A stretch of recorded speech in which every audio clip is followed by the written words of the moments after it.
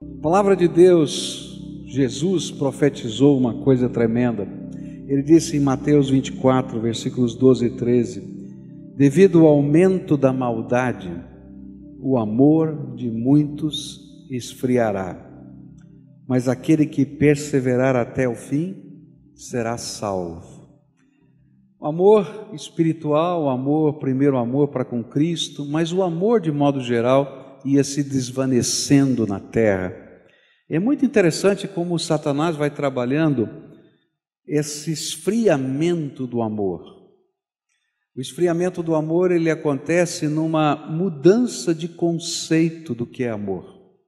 E quando a gente não entende o significado do amor genuíno, profundo, a gente vive algumas imitações do amor e faz com que o amor se esfrie.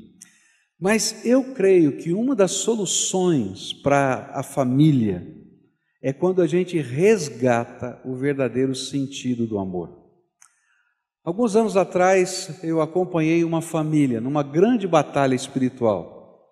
A juventude do seu filho mais velho chegou com muita contestação, com muita postura diferente, e de repente uma grande rebeldia, até que um dia há uma briga muito forte entre o pai e o filho, por causa dessas questões.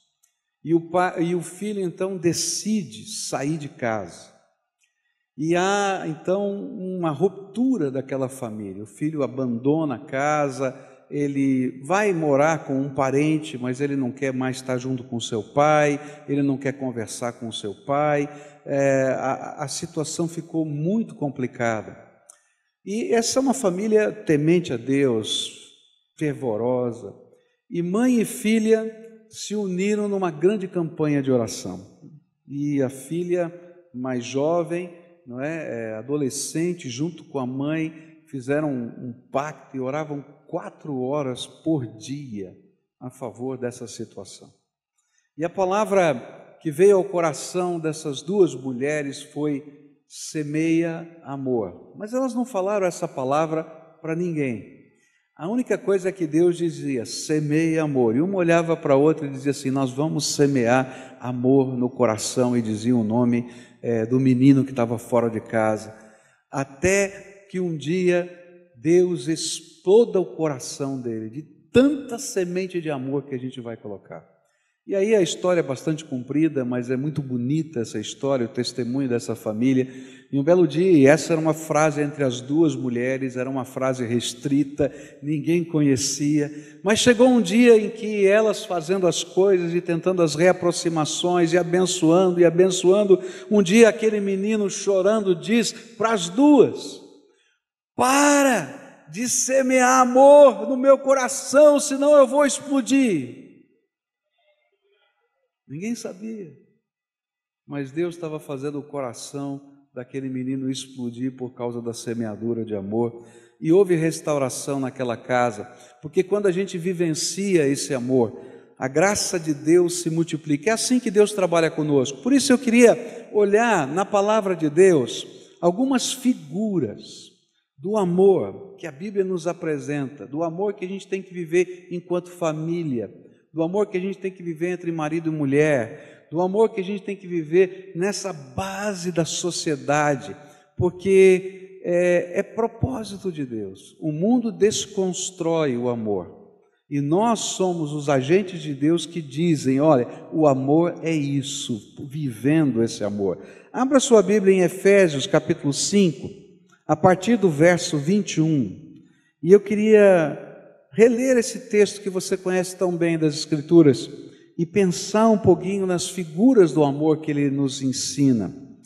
A palavra de Deus diz assim, Efésios 5, 21: sejam obedientes uns aos outros pelo respeito que têm em Cristo, por Cristo. Esposa, obedeça ao seu marido como você obedece ao Senhor, pois o marido tem autoridade sobre a esposa, assim como Cristo tem autoridade sobre a igreja, E o próprio Cristo é o Salvador da igreja, que é o seu corpo. Portanto, assim como a igreja é obediente a Cristo, assim também a esposa deve obedecer em tudo ao seu marido. Marido, ame a sua esposa, assim como Cristo amou a igreja e deu a sua vida por ela. Ele fez isso para dedicar a igreja a Deus, lavando-a com água e purificando-a com a sua palavra. E fez isso para também poder trazer para perto de si a igreja, em toda a sua beleza, pura e perfeita, sem manchas ou rugas ou qualquer outro defeito. O homem deve amar a sua esposa assim como ama o seu próprio corpo.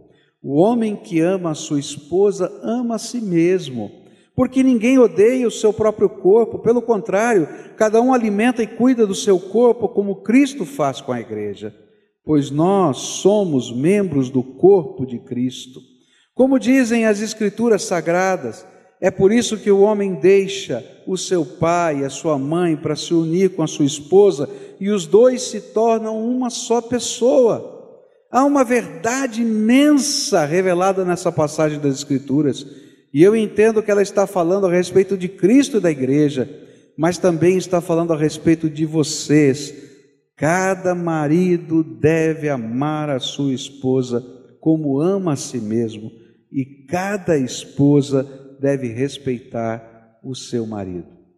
A palavra de Deus, em vários lugares das Escrituras, vai apresentar a nossa relação com Deus, simbolizada como a união ou pela união conjugal. É uma tentativa de nos mostrar como o amor a Deus deve ser vivido. Mas nesse texto em especial, a perspectiva é contrária.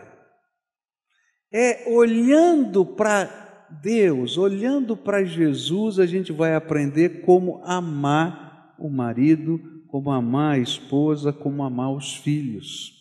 E é nessa perspectiva de Paulo, essa perspectiva invertida, que eu queria extrair algumas figuras que nos ajudam a entender o significado do amor conjugal, o significado do amor familiar, essa maneira de viver que vai na contramão do que o mundo tem ensinado. A primeira coisa que eu vou aprender aqui nesse texto sobre amor, olhando para a figura de Jesus, vai estar nos versículos que acabamos de ler, de 25 a 30, onde vai dizer: marido, ame a sua esposa, assim como Cristo amou a sua igreja e deu a sua vida por ela. A palavra que está aqui de referência para o amor que a gente deve viver em família é um amor que se doa integralmente. O amor que se doa integralmente é o modelo que as Sagradas Escrituras apresentam da união conjugal.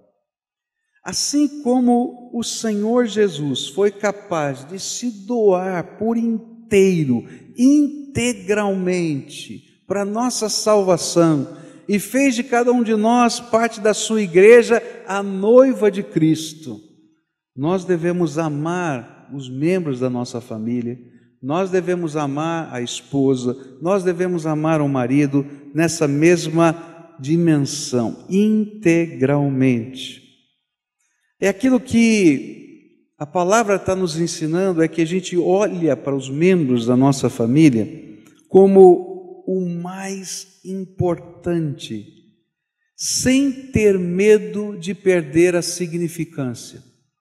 Um dos grandes problemas que a gente vive nessa contradição de amor é que o mundo está dizendo para a gente o seguinte: se você amar integralmente alguém, você vai perder a sua significância. Você não é importante, porque você não está se valorizando, você não é uma pessoa feliz, você está se anulando. Eu ouvi um programa de televisão e dizia um desses comentaristas da TV, e ele dizia assim: olha, os nossos pais viviam uma família ou um amor que se doava e eles não eram felizes. E a Bíblia vai dizer o contrário para a gente, que a felicidade se encontra quando a gente é capaz de construir uma relação com uma doação integral. O amor altruísta foi cortado da agenda da sociedade de hoje. O que a gente aprende é um tipo de amor egoísta, que não é capaz de investir em ninguém, porque se você investe, você perde a sua significância. Mas o que a Bíblia vai dizer é o contrário. O que nos dá significado é o amor. Porque se eu tiver tudo mais, mas não tiver amor na minha vida, eu não vou encontrar significado para a minha vida. Há um trabalho escrito por um psicólogo, chamado Viktor Frankl, muito interessante. Esse homem viveu em campos de concentração na Segunda Guerra Mundial e ele percebia alguma coisa estranha, contrária àquilo que a evolução e os pregadores da evolução diziam, que os mais fortes sobrevivem. Ele via nos campos de concentração aqueles homens e aquelas mulheres, às vezes, que tinham a menor possibilidade diante daquele sofrimento, diante daquelas privações, sobreviverem, e eles viviam.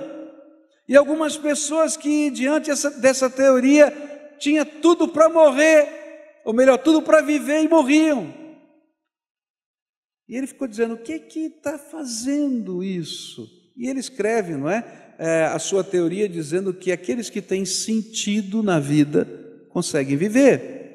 E ele definia o sentido da vida, pessoas que ele tinha que procurar, gente que ele tinha que achar, gente que ele tinha que cuidar, porque a significância da vida não estava em viver, em ter dinheiro, ou ter comida, ou ter roupa, mas estavam nas pessoas importantes.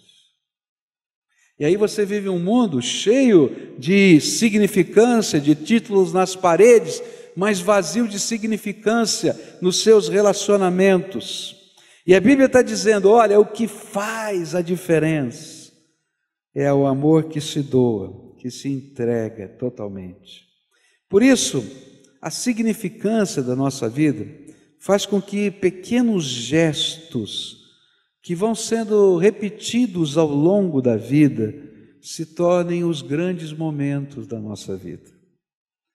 Quem não é capaz de lembrar de um sorriso especial? Fala a verdade. Não é verdade? Você não tem na tua vida um sorriso. O sorriso pode ser do netinho, o sorriso pode ser do filho, o sorriso pode ser da esposa, da namorada, quando era esposa, que era ainda sua namorada. Eu me lembro que estava namorando a Cleusa e ela estava veraneando na praia. E então eu peguei um ônibus em São Paulo, fui para a praia só para encontrá-la. Tudo em segredo, Tudo em segredo, porque naquele tempo eu tinha 15 anos, 14 para 15 anos, E eu fui encontrá-la lá no meio da praia. E aí então marcamos mais ou menos o encontro, ela ficou lá me aguardando, e eu chego naquele lugar, e ela olha para mim, eu olho para ela, aquele sorriso, ela corre para me abraçar, e eu também, eu nunca mais vou esquecer dessa cena, parece cena de cinema, São pequenas coisas que dão significância à nossa vida. E a gente vai descobrindo que são estas coisas que marcam a nossa história. Às vezes a gente imagina que são as grandes realizações, mas não são. É aquele sorriso, aquela ligação. Minha esposa está doente agora, não pode fazer isso, mas ela todos os dias, enquanto teve saúde, me levou café na cama, todo dia. Você já pensou? Eu sei que algumas mulheres vão dizer assim, não faz isso, você vai estragar a minha vida aqui, Mas, gente, isso é o jeito dela, não é uma coisa dela. Então, fazia o café, levava na bandeja, a gente tomava juntos na cama, conversávamos, orávamos. Essa é a nossa rotina. E essas coisas que semeiam amor, que doam amor, marcam a história da gente. E aí a gente descobre como vale a pena importar-se com o que é importante para o outro.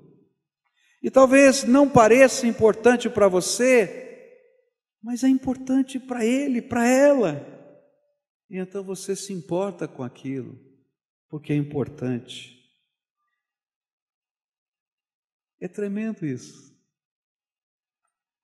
Eu usei essa ilustração no casamento do meu filho, quando eu estava lembrando do namoro dos dois, né? E aí o meu filho, ele adora qualquer coisa de esporte, mas qualquer coisa. E ali ele chega em casa, ele põe num canal de esportes. Ele saiu, passou aquele tempo, se ele estiver em casa, ele estiver livre, ele vai estar num canal de esporte, não importa qual esporte. Se tiver, aqui no Brasil não tem muito badminton, né? Mas lá na Ásia tem. Se tiver um jogo de badminton, que é aquele jogo de peteca, né? Ele fica assistindo, qualquer coisa que tem esporte. E aí ele trazia a namorada em casa, quarta-feira à noite, porque quarta-feira à noite, o que é que tem? Futebol. E a namorada dele ficava assistindo futebol. Oh, abençoada de Deus, né? Fala a verdade, né? Doação. Mas quando teve um problema na família da namorada, e que picharam a loja que a família tinha, e deixaram toda pichada, ele reuniu um grupo de amigos de madrugada, pintou toda a fachada da loja. Quando chegaram 7 horas da manhã, a loja estava pintada. Você está entendendo? São estas pequenas formas de doação que marcam a nossa história. Sabe onde está a nossa significância? No amor altruísta, porque o amor egoísta, ele se consome a si próprio, ele não sobrevive. O amor que se doa sempre constrange e tem poder de gerar mais amor. O desafio de Jesus é: gere mais amor no coração do seu amado. Gere mais amor no coração da sua amada.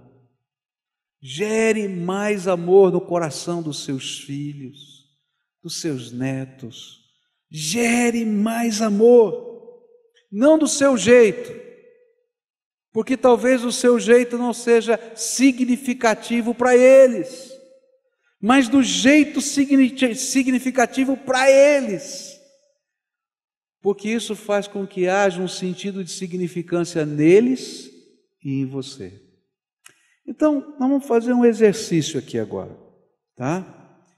Alguns estão muito bem acompanhados, aleluia, graças a Deus. Alguns vão dizer assim: que pena que ele ou ela não está aqui agora, tá? Mas agora é o seguinte, tenta lembrar no teu coração quais são os aspectos mais importantes para o outro, não os seus. Para a pessoa que você ama. E se tiver aqui, faz um oferecimento de amor em algum aspecto importante para o outro. E diz, fala aí no pé do ouvido, tá? E se tiver, depois de falar, dá um beijinho para a gente ouvir o estalo assim do beijinho, que vai fazer bem, tá? Agora, se não tiver, tá? Prepara alguma coisa no teu coração como um presente. E abençoa com esse doar-se significativo. Então agora, faz o exercício e eu quero ouvir os estalos. Quando eu ouvir os estalos, eu continuo. Está valendo? Eu já estou ouvindo os estalinhos aqui, ó, o negócio está ficando bom.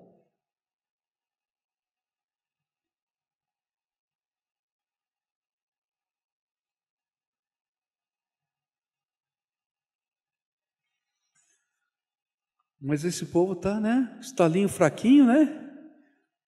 Ah, agora está melhorando, está melhorando. Tá bom. Vou pedir para o Jeremias contar aquela história do 1, 2, 3, tá? Combina com ele aí para mim, faz favor, tá? Ok, segundo aspecto, segunda figura que a gente vai aprender aqui com Jesus, que eu acho tremendo, com o Paulo olhando para Jesus. Diz assim, a segunda lição aqui com Jesus sobre amor, é que o amor precisa ser capaz de superar todos os limites. E quando eu olho aqui para esse exemplo de Jesus, eu vou descobrir que nem a morte impediu Jesus de continuar nos amando. Eu acho tremendo quando a gente olha para essa figura, porque a Bíblia ensina que Deus tinha um plano tremendo para a nossa salvação, que era um segredo eterno, que nem os anjos sabiam, só o Pai, o Filho e o Espírito Santo conheciam esse segredo. E esse segredo era Jesus se encarnar. A encarnação foi uma doação tremenda, porque às vezes a gente não olha para essa grandeza dessa doação, porque Deus Filho, a palavra viva e ativa de Deus, se fez carne por toda a eternidade. Ele se esvaziou da sua glória por toda a eternidade. O infinito teve que caber no finito por toda a eternidade. Então, nem a glória dele impediu o amor dele. Ele superou o limite da sua infinitude para se tornar finito por causa do amor. Está entendendo? Aí a Bíblia vai dizer que ele se fez homem e habitou entre nós, tá?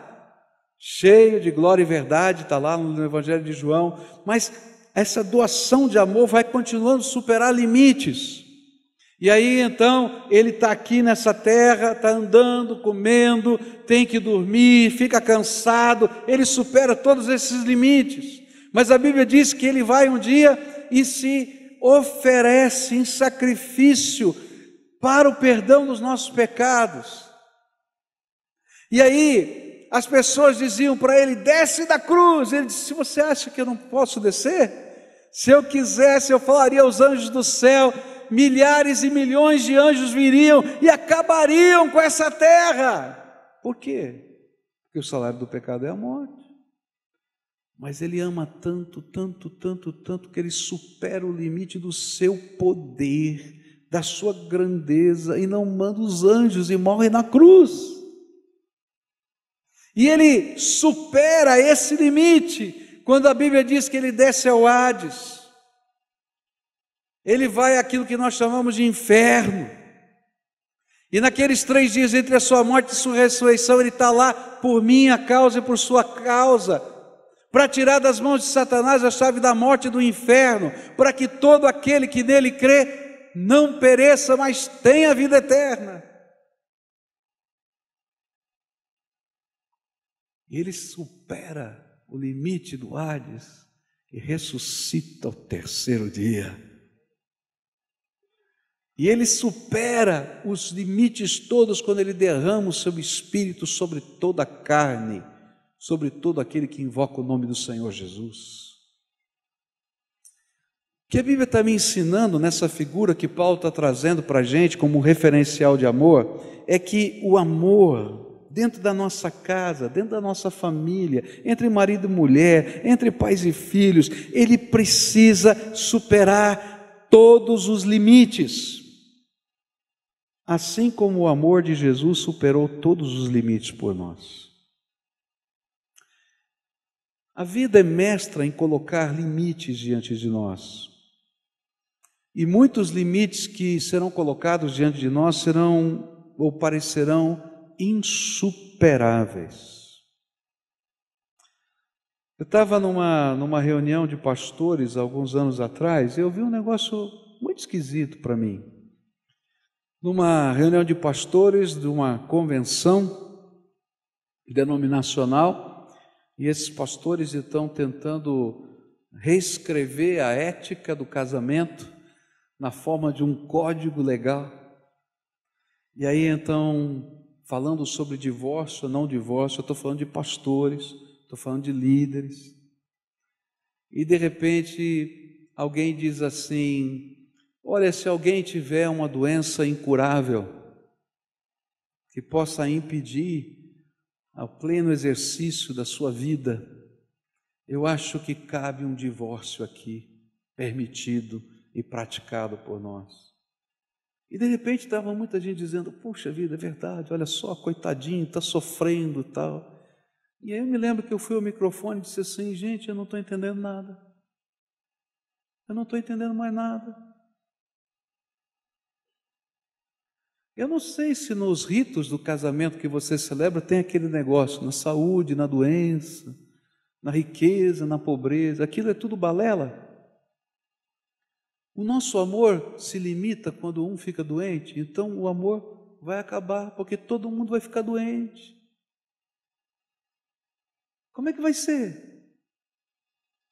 O que a Bíblia está dizendo é que ainda que a vida nos imponha limites, e os limites sejam ruins, pesados, difíceis, complicados, o verdadeiro amor é aquele que não se conforma com esses limites que nos são impostos pela vida, mas enxerga maneiras de ultrapassá-los. Enxerga maneiras de desfrutar o carinho, o afeto, a expressão de amor de outras maneiras.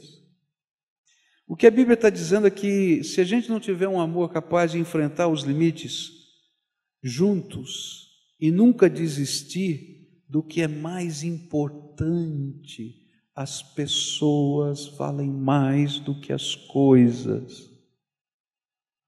A gente nunca vai entender o que é amor. Se você está desistindo por causa do seu trabalho, se você está desistindo por causa da sua carreira, se você está desistindo por causa da grana, se você está desistindo por causa da doença, se você está desistindo, querido, você não entendeu o mais importante. É que amar, às vezes, machuca. E por isso, os gregos antigos diziam que não valia a pena amar, que a virtude maior era apagar o amor do coração, e você ser uma pessoa que não amasse, porque se você ama, você de algum momento vai chorar junto com alguém. Mas Jesus, naquele tempo, que essa filosofia era forte no seu tempo, dizia, não, vale a pena chorar com os que choram, se alegrar com os que se alegram, vale a pena a gente dar a nossa vida, vale a pena, vale a pena, vale a pena, porque a gente diz para esse mundo que não quer amar, que há alguma coisa tremenda acontecendo. E sabe o que acontece? Quando o mundo enxerga esse verdadeiro tipo de amor, ele diz, eu quero isso para a minha vida. É isso que eu estou procurando e não achei.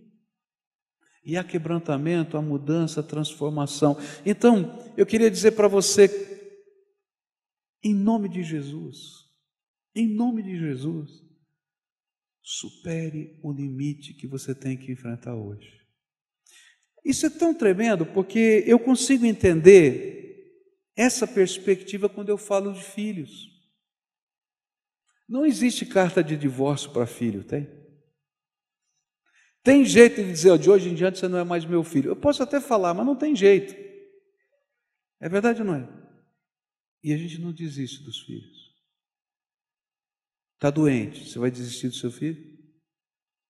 Está com problema, você vai desistir dele? Eu conheço famílias que já internaram seus filhos por causa de drogas mais de 30 vezes. Estão sofrendo, estão batalhando. Agora fala para ele, desista do seu filho. Você vai apanhar. Pastor, vai embora daqui. Vai embora daqui. Como é que eu vou desistir do meu filho? Não dá. Queridos, é isso que Jesus está falando. Não dá para desistir das pessoas que nós amamos. E a gente vai trabalhar para superar esses limites. Palavra do Senhor Jesus, Ele está falando isso para a gente. Palavra de Deus, Bíblia, palavra do apóstolo Paulo. Vocês vão enfrentar situações difíceis, financeiras, vocês vão enfrentar situações difíceis com saúde, vocês vão enfrentar críticas, vocês vão ter insucessos, tudo isso faz parte da vida, mas não desistam do mais importante, as pessoas significativas para você. Talvez para isso você tenha que desistir de outras coisas, como Jesus fez com a sua própria natureza, mas o amor vale a pena. Nós temos sido treinados para olhar o valor amor do esposo e da esposa como algo que pode ser substituído, mas o amor de Jesus, o amor que Ele queria que nós experimentássemos, é aquele que olha para a pessoa amada como insubstituível. Por isso nós enfrentamos os limites que a vida nos impõe. E talvez a maneira que possamos entender melhor é a gente perceber aquilo que é insubstituível na nossa vida. Queridos, você tem marcas únicas e especiais. Não substitua. Supere os limites. Terceira coisa que eu aprendo aqui, terceira figura, tem a ver com a qualidade que Jesus demonstrou na obra da salvação. A capacidade de ressuscitar e se reinventar. Eu acho tremendo isso com a figura de Cristo, né? Cristo, Ele toma o nosso lugar e Ele morre por nós. E quando todo mundo diz morreu, não tem jeito, Ele ressuscita dentre os mortos. E Ele vem com um novo corpo, não é isso? Lembra dos dois no caminho de Emaús? Diz assim, como é que eu consigo caminhar, não é? Cerca de 12 quilômetros com alguém, né, que eu vivi 3 anos e eu tenho dificuldade de reconhecer, só quando ele está partindo o pão, porque Jesus estava com a nova natureza e Ele tinha se reinventado.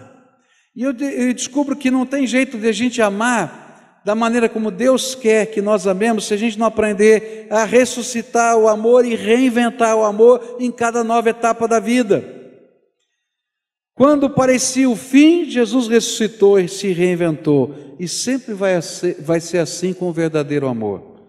Quando parece o fim, a gente ressuscita o amor e reinventa o amor. Quando as mágoas vêm, quando erramos um com o outro, quando ficamos aquém das expectativas, nós precisamos deixar o amor ressuscitar em nós, através do perdão. O amor ressuscita quando a gente aprende a perdoar. E o amor se reinventa quando a gente descobre em cada etapa da vida as novas formas de demonstração do afeto e da importância do outro diante das novas realidades da vida.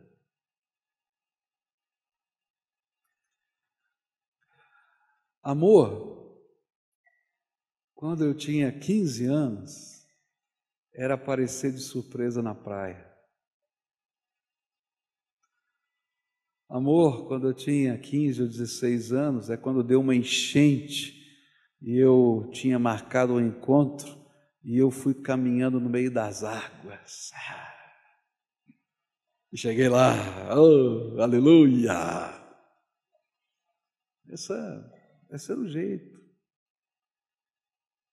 Amor, aos 21 anos, quando eu me casei, foi tomar coragem, fazer as contas e dizer, bom, agora vamos enfrentar esse negócio de casamento, que o negócio é sério. Amor, aos 22, 23, 25, foi tendo formas diferentes. Amor, hoje, para mim é diferente. Minha esposa está doente. Anteontem ela teve uma crise de câimbras. Amor era ficar até 3 horas da manhã fazendo alongamento nela. Levanta a perna aqui, faz assim. E aí ela chorava com a câimbra e a gente dava risada ao mesmo tempo, porque que coisa esquisita é essa? Mas é isso aqui, esse é amor. Você está entendendo? Se o amor não se reinventar em cada fase da vida, ele vai morrer. E se a gente imaginar que eu posso viver o amor dos 15 anos pelo resto da vida, eu não amadureci. Eu não estou dizendo que eu não posso correr na praia e dar um abraço. Eu não estou dizendo que você não possa enfrentar enchente outra vez. Eu estou dizendo que você vai ter que descobrir novas formas para dizer para essa mulher e para esse homem ao longo de toda a vida: eu te amo com significado. Amor, em determinados momentos, quando estava para nascer o nosso primeiro filho, ela vai dizer que a história não é bem essa, mas eu sempre vou dizer que essa é a história. A gente está chegando no hospital, ela tem uma contração, ela pega a minha camisa, torce a minha camisa e arranca o botão. Eu não sei se ela estava sentindo dor ou raiva do marido, mas eu estava lá. Você está entendendo? O amor que não se reinventa, o amor que não ressuscita, ele nos mata um pouquinho, porque é impossível você apagar a sua própria história. Está entendendo? Então, o grande desafio que Jesus me apresenta aqui é: em cada nova etapa, reinvente o amor. Quais são as necessidades de hoje? Quais são os apelos do coração? Quais são as necessidades mais profundas? Ou os sonhos? E a gente começa a trabalhar para reconstruí-los ou construí-los de uma maneira importante e diferente para hoje. Olha, queridos, essa reinvenção do amor é gostoso, é uma santa cumplicidade que ninguém arranca de você. Mas se a gente perder essa etapa, a gente perde o sabor e o sentido da vida. A última coisa para encerrar aqui. Eu acho tremendo isso. Paulo vai falar a respeito disso quando diz que nós somos uma só carne, e Jesus vai nos mostrar isso na obra que Ele faz no nosso coração e na nossa vida. O amor de Jesus fez do essencialmente diferente o intrinsecamente único. Ele pega um homem carnal, que sou eu e você, e transforma em algo único, que é o homem espiritual, mediante um só Espírito, uma só fé, um só batismo e um só povo, diz a Bíblia. É tremendo. Hoje, o amor de cada um de nós precisa fazer do essencialmente diferente um homem e uma mulher. Não dá tempo aqui, mas dá para a gente até brincar com as diferenças entre homem e mulher aqui, porque são essencialmente diferentes, e além de serem essencialmente diferentes na sua natureza, culturalmente diferentes, porque vieram de famílias diferentes, que têm histórias e contextos totalmente diferentes, sonhos totalmente diferentes. O amor faz do essencialmente diferente o intrinsecamente único. Uma só carne, um só caminho, uma só vida, uma só família, um só sonho.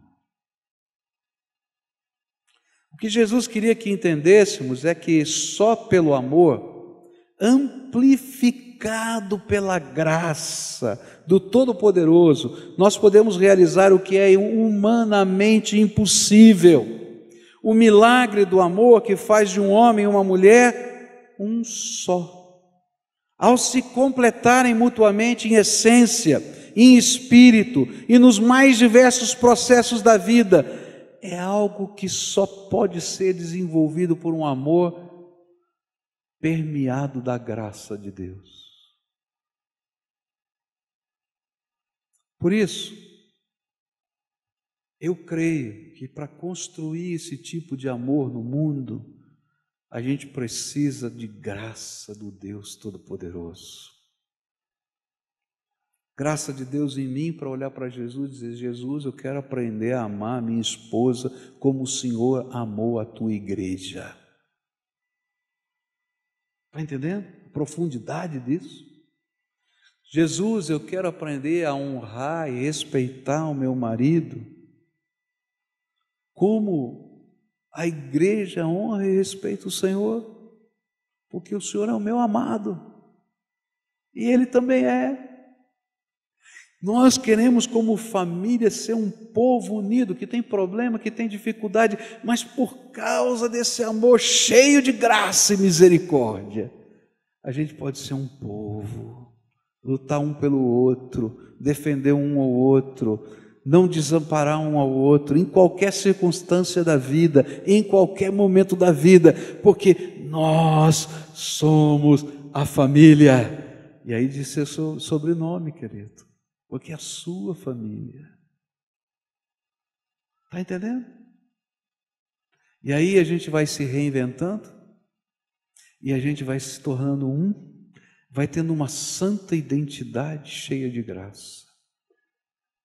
Querido, se eu ficar ouvindo a televisão, se eu ficar lendo os romances, eu não vou entender isso, porque não existe esse amor.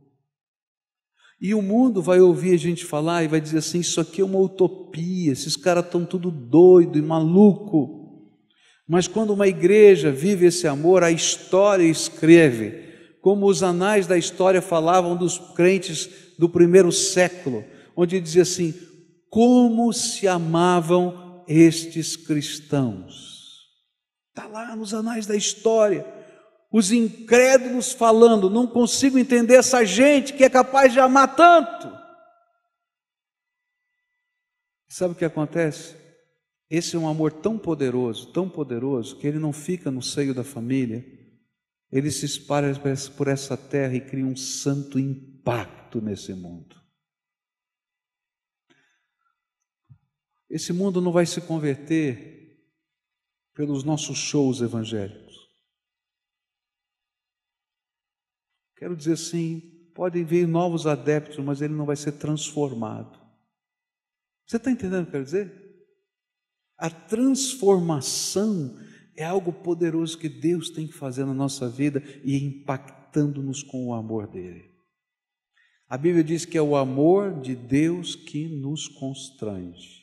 E esse amor de Deus, ele é projetado dentro de nós como gente, e ele é manifesto à sociedade através de pessoas.